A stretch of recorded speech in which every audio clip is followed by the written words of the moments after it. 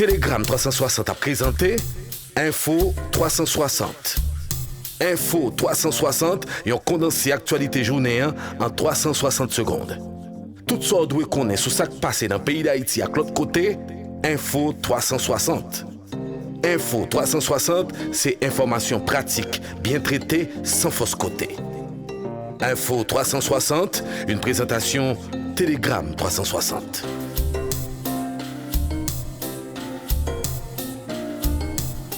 Bonsoir à tous. Dans cette nouvelle sortie d'Info 360, des tirs-nourris ont été entendus tôt ce mardi, dont la commune de Tabar, contrôlée par le gang Crasé Barrière de Vite et l'homme innocent. En raison de cette situation de tension, l'ambassade des États-Unis en Haïti n'a pas pu offrir la totalité de ses services au public, se limitant uniquement à des opérations réduites. Selon un communiqué de l'ambassade, cette mesure ne concerne que la journée du mardi 8 août, en attendant que le calme revienne dans les parages de cette mission diplomatique.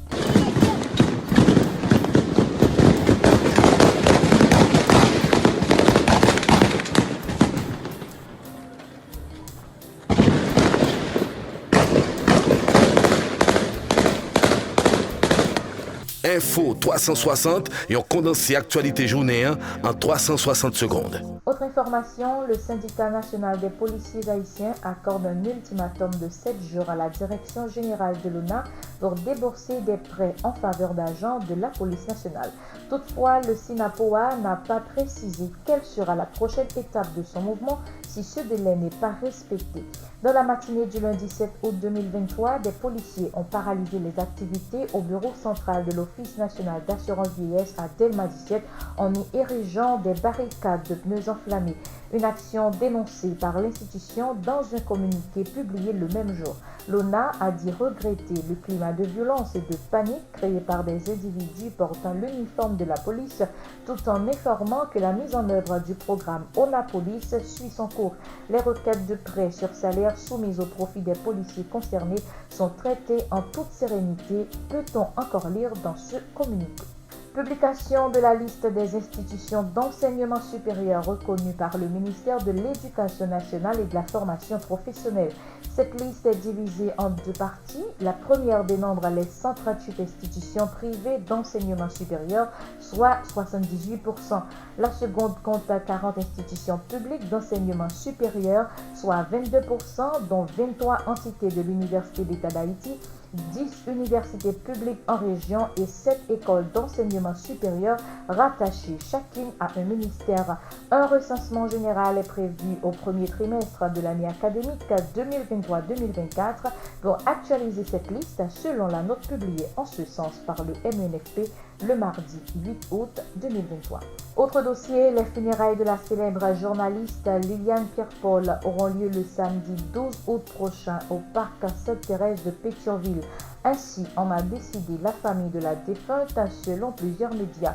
2 journées d'hommage sont prévues respectivement le jeudi 10 août au palais municipal de Delma et le vendredi 11 août dans les jardins de Radio Quisqueya de 10h à 18h afin de permettre aux amis de la famille ainsi qu'aux administrateurs de saluer le départ de cette icône de la presse haïtienne. L'agenda définitif des différentes cérémonies liées aux obsèques sera communiqué sous peu, a-t-on appris. Et sur le plan international, le régime militaire ayant pris le pouvoir au Niger affirme ne pas pouvoir accueillir une délégation ouest-africaine de la CEDEAO qui désirait se rendre à Niamey, la capitale de ce pays, ce mardi 8 août 2023. Cette annonce fait suite à la fermeture de l'espace aérien nigérien et à la fin de l'ultimatum ouest-africain de la CEDEAO qui enjoignait les auteurs de putsch militaire du 26 juillet dernier à rétablir le président Mohamed Bazoum dans ses fonctions.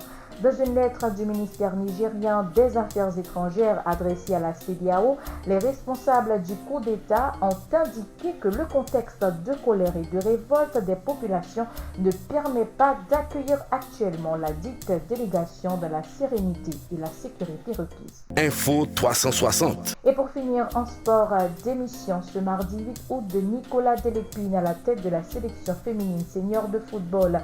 Après plus de 18 mois à ce poste, le sélectionneur français a logiquement tiré les conséquences de l'élimination précoce des Grenadières au premier tour de la Coupe du Monde Australie-Nouvelle-Zélande 2023 avec 0 point et sans avoir marqué le moindre but.